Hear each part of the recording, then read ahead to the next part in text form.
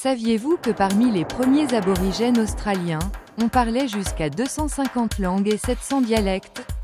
Le capitaine Cook fut le premier à revendiquer le territoire comme britannique et, au début, l'Australie fut utilisée comme colonie pénitentiaire. Cela fait partie de l'histoire fascinante de l'Australie. Nous vous en parlons. L'Australie a une superficie de 7 686 850 km².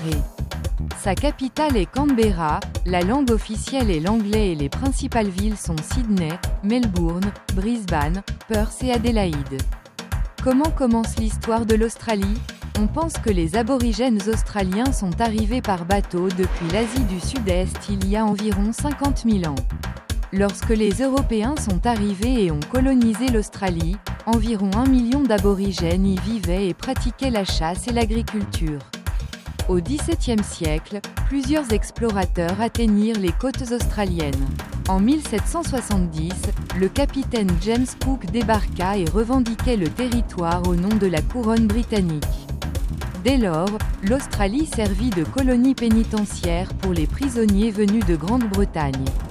En 1790, des colons libres sont arrivés pour peupler la région.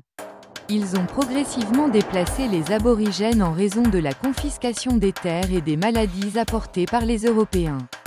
C'était une époque de grands changements et de défis. Dans les années 1820, les soldats et les condamnés libérés transformèrent les terres que leur avait données le gouvernement en fermes. On disait que quiconque se rendait en Australie trouverait des terres bon marché et de nombreuses opportunités d'emploi. Cela attira de nombreux migrants venus de Grande-Bretagne. Vers 1851, de l'or est découvert en Nouvelle-Galles du Sud et à Victoria. Cette découverte attire de nombreux chercheurs d'or en Australie, attirés par la promesse du métal précieux.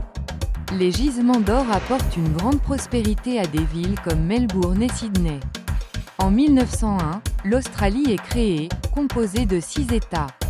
Au départ, une loi appelée la politique de l'Australie blanche a été adoptée, qui visait à restreindre l'entrée des personnes en provenance d'Europe. Au fil du temps, l'Australie est devenue une destination et un foyer pour des personnes du monde entier. Cette ouverture a enrichi la culture et la société australienne, faisant de l'Australie un endroit diversifié et dynamique.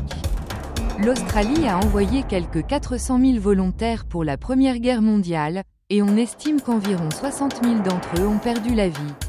En revanche, les années 1920 furent une période de grande prospérité, marquée par une forte ruée vers l'Empire britannique. En 1929, la Grande Dépression frappe l'Australie et plusieurs institutions financières font faillite. Quelques années plus tard, pendant la Seconde Guerre mondiale, l'Australie aide les Alliés à remporter la victoire en Europe, en Asie et dans le Pacifique. Après la Seconde Guerre mondiale, de nombreux migrants sont venus en Australie à la recherche d'un emploi dans les usines. Au cours des années 1950, de grands projets tels que le projet hydroélectrique des Snowy Mountains ont été développés. Dans les années 1960, un certain nombre de changements politiques ont inclus les aborigènes australiens dans le recensement. Dans les années 1970, la conscription a été abolie, les frais universitaires ont été supprimés et un système de soins de santé universel gratuit a été mis en place. Les années 1980 et 1990 ont vu se succéder des gouvernements travaillistes et de coalition. Ils ont mis en œuvre d'importantes réformes, notamment en matière de fiscalité, de lutte contre le changement climatique et d'amélioration des systèmes de santé et d'éducation. L'histoire de l'Australie est un riche mélange de cultures et d'événements. Des aborigènes aux migrants modernes, chacun a laissé son empreinte sur cette grande nation. Aujourd'hui, l'Australie est connue pour sa diversité, sa beauté naturelle et sa culture dynamique. Nous espérons que vous avez apprécié cette visite de l'histoire australienne. Si c'est le cas, n'oubliez pas de vous abonner à notre chaîne et de lui donner un « j'aime ». À la prochaine!